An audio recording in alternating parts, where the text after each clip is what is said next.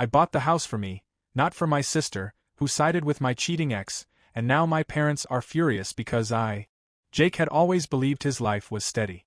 It wasn't perfect, but it was predictable, comfortable in its own way. He had a stable job, a decent rented house, and a wife, Emily, whom he had been with since college. Their relationship had weathered the years, enduring the usual ups and downs. He never suspected anything was amiss. Until the night everything collapsed. Their anniversary. A day that was supposed to be special. Jake had planned something simple, nothing extravagant, just a quiet dinner, a bottle of their favorite wine, and a movie they both loved. But Emily had been oddly distant that day, making excuses about being tired, saying she wasn't in the mood to celebrate. He had brushed it off, thinking she just had a bad day. He never expected to come home to find her in their bed with someone else. Not just someone else. Their neighbor. In their own bed. On their anniversary. The moment felt surreal. His brain refused to process what his eyes were seeing. Emily, his Emily, wrapped around another man, the sheets tangled around them. The smell of sweat and perfume hung heavy in the air. The sound of their laughter, cut off the moment they noticed him, was still ringing in his ears. Time slowed. His breath caught in his throat. He felt like an intruder in his own home, a stranger in the life he thought he knew.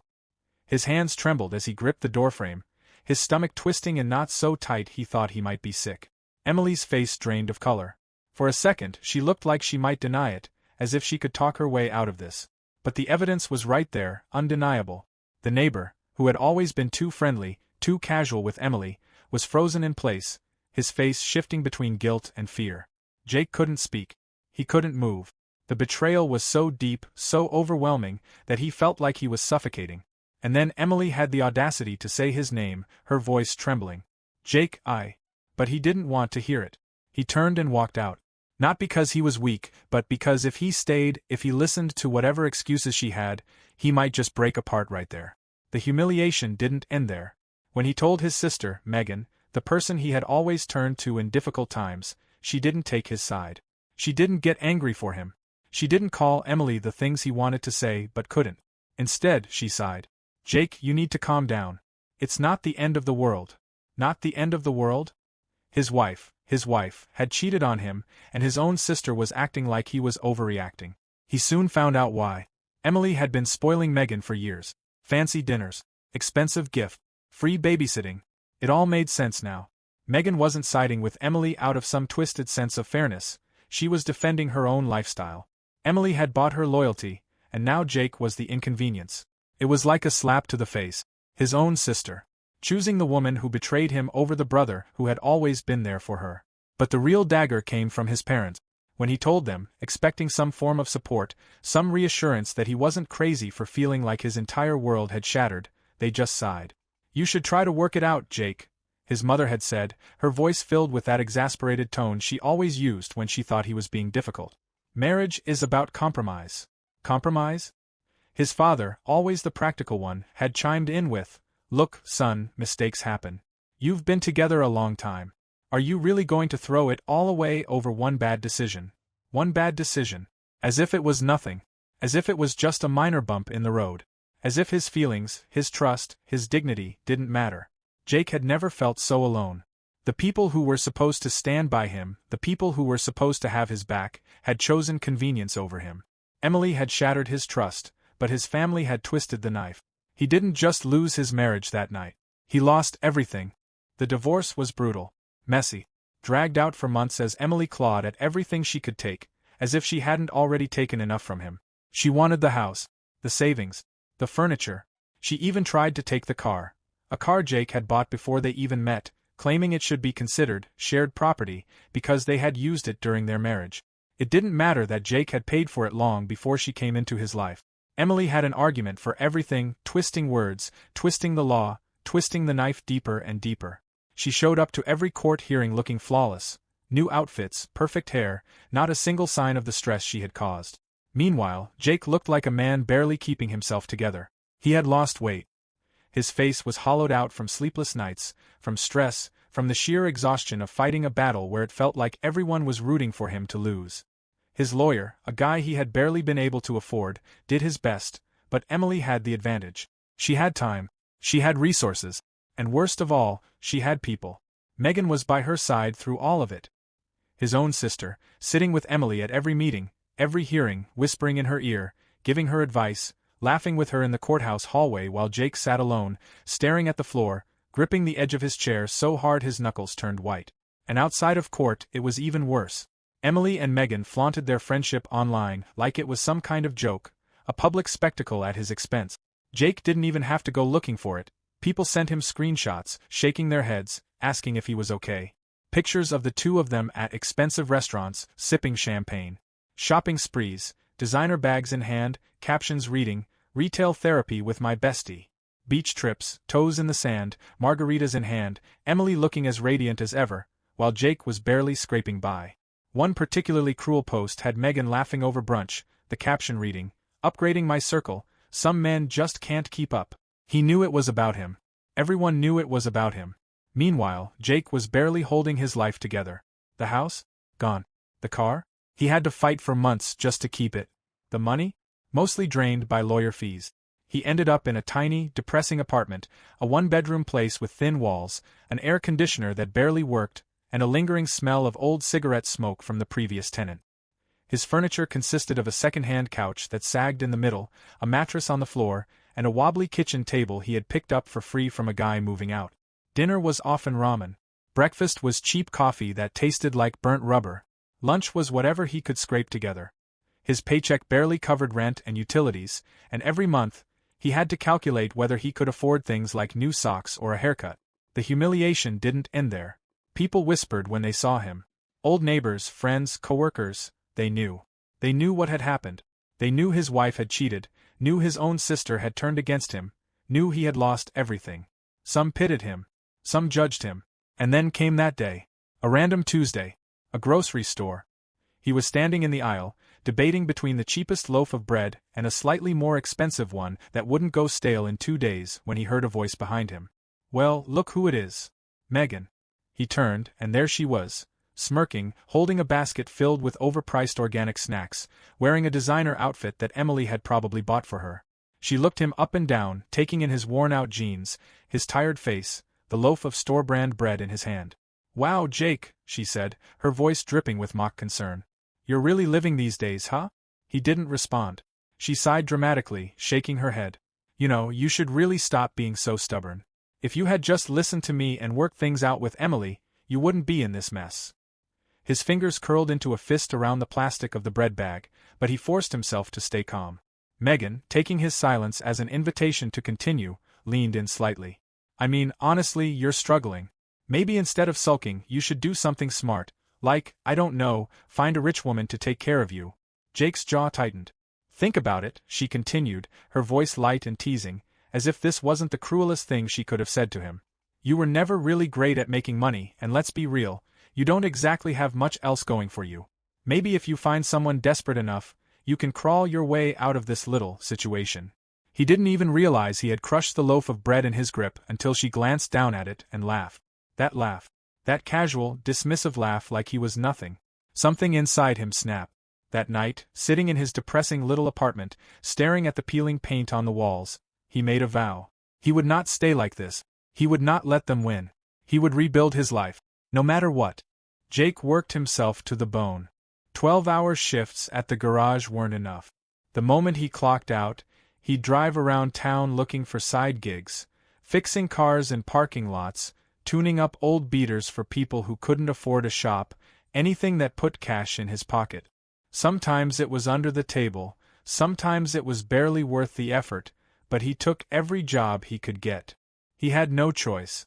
Rent was due, bills were stacking up, and even though he had cut every unnecessary expense from his life, survival alone felt like a never-ending struggle.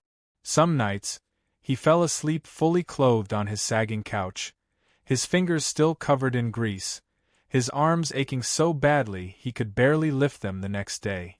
But he refused to break. Even after those brutal shifts, he forced himself to take online business courses. His eyes burned from exhaustion, but he kept going, clicking through lectures on how to manage finances, how to run a shop, how to market a business. Because he wasn't going to stay a grunt forever. Frank, his boss, noticed. Frank was a grizzled old mechanic, 60 years old, built like a brick wall, with hands so worn from decades of work that they looked more like tools than human flesh. He'd owned the garage for years, watched countless employees come and go, most of them treating the job as temporary, just a paycheck until something better came along. But Jake was different. He didn't complain. He didn't cut corners. He stayed late, picked up extra shifts when others called out, and never once said no to a job, no matter how filthy or frustrating it was. One night, long after closing, Jake was still under a car when Frank wandered over, a beer in hand. He stood there watching for a while, then let out a grunt. "You ever think about running a place like this?" Jake slid out from under the car, wiping sweat from his forehead. "I don't have that kind of money." Frank smirked. "Didn't ask if you had money. Asked if you ever thought about it." Jake hesitated. He had thought about it. A lot. But it always seemed impossible. Frank took a sip of his beer. "I'm retiring soon." Jake blinked. He'd never heard Frank talk about quitting before. The man had spent his whole life here. It was hard to imagine the garage without him. "I don't got kids," Frank continued. "No one to pass this place down to. And I sure as hell ain't selling it to some corporate suit who'll turn it into one of those soulless chain shops." He stared at Jake, his expression unreadable. "I want someone who gives a damn about this place." Jake's breath caught. "I'll teach you everything you need to know," Frank said. "And when I step down, I want you to take over." For the first time in years, Jake felt something he hadn't dared to believe in since his life fell apart. Hope. Control. A future that belonged to him. Emily's new, perfect boyfriend dumped her just 2 months after the divorce.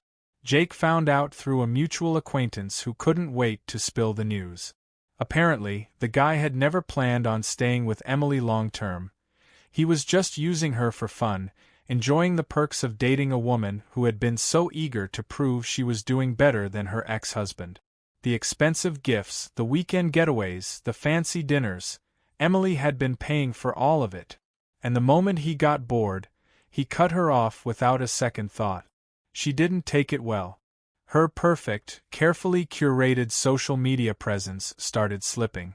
The once frequent posts of romantic getaways disappeared.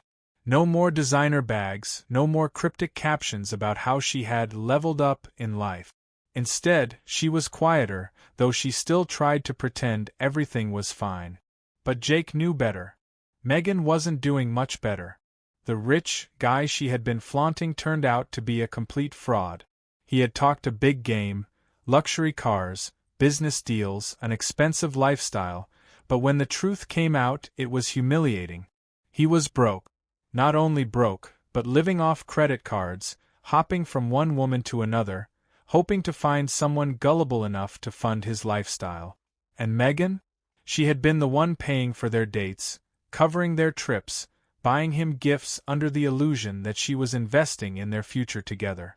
By the time she realized she was nothing more than a convenient wallet to him, it was too late.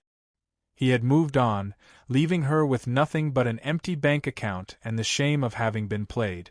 While they were dealing with their own self-inflicted disasters, Jake stayed focused. Every penny he made, he saved. No more wasting money on things he didn't need. No unnecessary expenses. He still lived in his tiny, depressing apartment, still ate cheap meals, still drove the same beat-up car. Because he had a goal now, and nothing was going to distract him from it. And then, one day, Frank called him into his office. "I've been thinking," Frank said, leaning back in his chair, arms crossed. "I don't want to wait until I retire." Jake frowned. "Wait for what?" "For you to take over the garage." Jake's heart skipped a beat. "I see the way you run things around here," Frank continued. "You already act like you own the place. Customers trust you. Hell, even the other guys listen to you more than they listen to me sometimes." He smirked. "So why keep waiting?" Jake could hardly believe what he was hearing. I don't have the full amount saved yet." Frank waved him off. "We'll work something out. I'd rather sell it to you now and know it's in good hands than waste time dragging this out." It was happening. Faster than he had planned, faster than he had thought possible. But he was ready. Within a few months, Jake officially became the owner of the garage. And the first thing he did with his hard-earned success? He bought a house.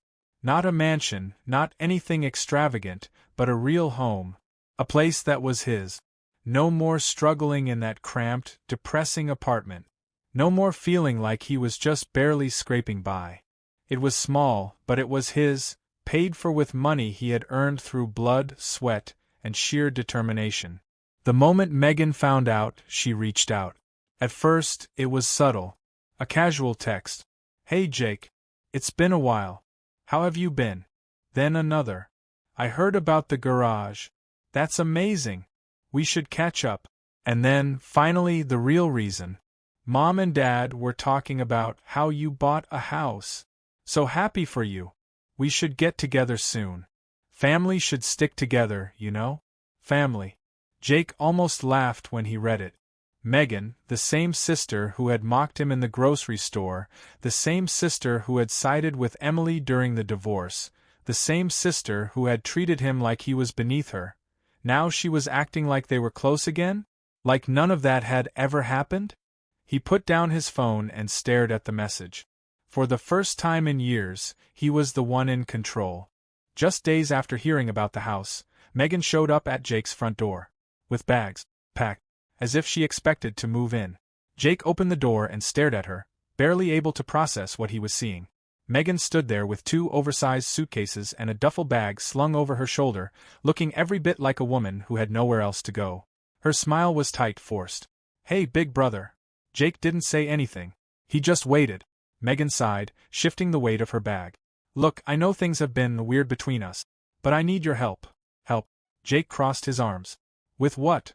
She let out a breath, as if bracing herself. I lost my apartment." Of course she did. She fidgeted, trying to make herself look more pathetic, more sympathetic.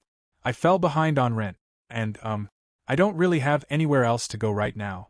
I figured since you have a whole house now, maybe I could crash here for a bit? Just until I get back on my feet." Jake let out a short laugh. A bitter, humorless one. "You've got to be kidding me." Her face twitched. "Jake, come on. We're family." He let the silence stretch between them, making sure she understood exactly what she was asking. Megan. The same sister who had laughed at him when he was broke. Megan. The same sister who had mocked his struggles in a grocery store. Megan. The same sister who had stood by Emily's side while she tried to take everything from him. And now, after years of betrayal and humiliation, she was standing here, expecting his help? He shook his head. "No." Megan blinked. "Wait, what?" "I said no," Jake repeated, his voice flat. "You're not moving in." Her jaw dropped. She clearly hadn't even considered the possibility of rejection. "But, Jake, I need a place to stay. And I needed a family when my life fell apart," he shot back. "Where were you then?" Megan opened her mouth, then shut it again, scrambling for an excuse, a justification, anything. But there was nothing she could say. They both knew it. Her face twisted into something ugly. "I knew you'd hold a grudge." Jake scoffed. "A grudge? Megan, you chose Emily over me. You treated me like garbage when I had nothing. And now, just because I have something, you want to act like we're close again." Megan's lips pressed into a thin line. Then she tried a different tactic. "Look, I know I messed up," she said, voice softening, like she was trying to sound reasonable. "But this isn't about the past. I really need a break right now. You owe me that much." Jake's patience snapped. "I owe you." He took a step forward, making her shrink back slightly. "I worked for this, Megan. I busted my ass while you were living off Emily's money and running around with some fake rich guy. You made your choices. You don't get to come here now and act like I owe you anything." Her face went red. "You're seriously turning your back on your own sister?" "I'm doing what you taught me," Jake said coldly. "Looking out for myself." For a moment, Megan just stood there, breathing heavily, her fists clenching and unclenching at her sides. Then, realizing she had lost, she grabbed her bags, turned on her heel, and stormed off. Jake shut the door without another word. But, of course, it didn't end there. A day later, his parents called. His mother's voice was thick with disapproval. "Jake, what's wrong with you? Your sister is struggling, and you just turned her away?" Jake sighed. "Mom, Family helps family," she interrupted, her tone sharp. "You should know that better than anyone." Jake let out a humorless chuckle. "That's funny. Because when I was struggling, no one lifted a damn finger to help me. His father chimed in. Son, you're being ridiculous. She's your sister. She just needs some time to get back on her feet. So did I, Jake snapped. But you didn't seem to care when I was eating ramen every night in a roach-infested apartment. Silence. Then his mother sighed, her voice turning into that condescending tone she always used when she thought he was being difficult. Jake, you need to let go of the past. Holding on to resentment isn't healthy. Jake closed his eyes for a moment, forcing down the anger boiling in his chest. It was always the same with them. When he needed support, he was expected to deal with things on his own.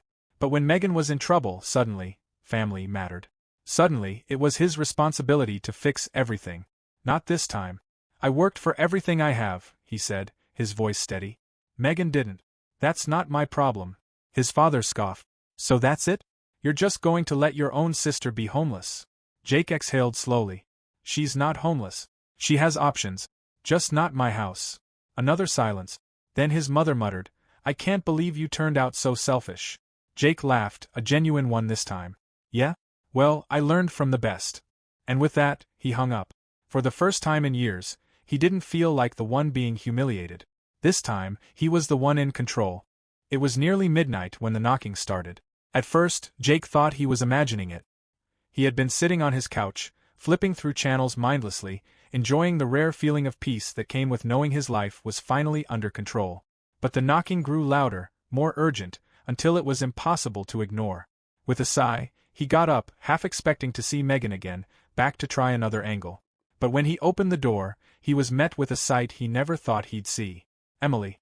She looked nothing like the confident, put-together woman who had once paraded around, acting as if she had traded up.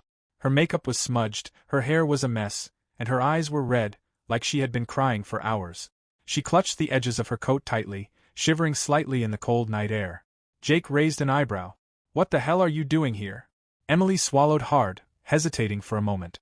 Then, with a shaky voice, she said, Jake, please. Just hear me out. He almost laughed on the spot. Hear you out, he repeated. You cheated on me. Took everything you could in the divorce. Laughed about it with my sister. And now you're standing here, begging me to listen? Emily's lip trembled. I made a mistake.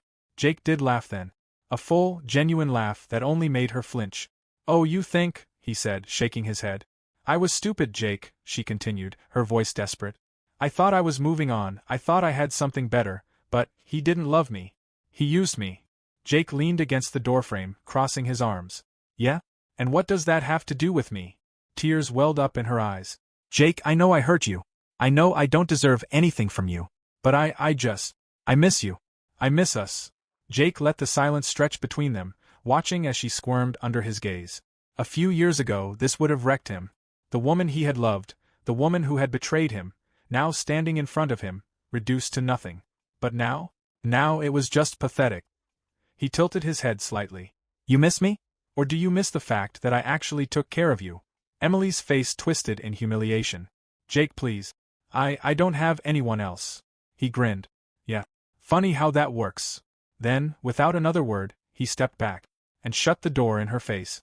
She knocked again. And again. Her voice cracked as she begged, but he didn't open it. He didn't need to. He had already won. The next morning, his parents called. They had tried to be subtle at first, pretending it was just a check-in, as if they hadn't spent years ignoring his struggles. How's the business going? His father asked. We're so proud of you. Jake smirked. Cut the crap. What do you really want? There was a pause. Then his mother sighed. Jake, it's about Megan. Of course it was. She's struggling, his father added. She's still looking for a place, and she... Jake cut him off. No. Jake, his mother scolded, her voice thick with disappointment. This is family. Jake's patience snapped. Oh, now family matters? He shot back. Where was that energy when I needed help? When I was eating ramen every night, living in a shitty apartment and breaking my back just to survive? Where were you then? Silence. I'll tell you where, Jake continued. You were too busy making excuses for Megan, telling me to get over it, while she and Emily laughed at me. You didn't care when I was drowning. But now that she's the one sinking, suddenly it's my responsibility. His father cleared his throat. It's not like that, son. It's exactly like that. His mother tried again, her tone softer, pleading. Jake, we don't want to see this family fall apart. Jake scoffed. The family did fall apart. And you let it happen. Another silence. Then his father muttered, I guess we were wrong about you. Jake smiled. Yeah. You were. And with that, he hung up. As he stood in his house, one that he had built through sheer hard work and determination, he realized something. He had won. Not by revenge. Not by getting even. By success. He had his business, his home, his freedom. And the people who had betrayed him? They had nothing.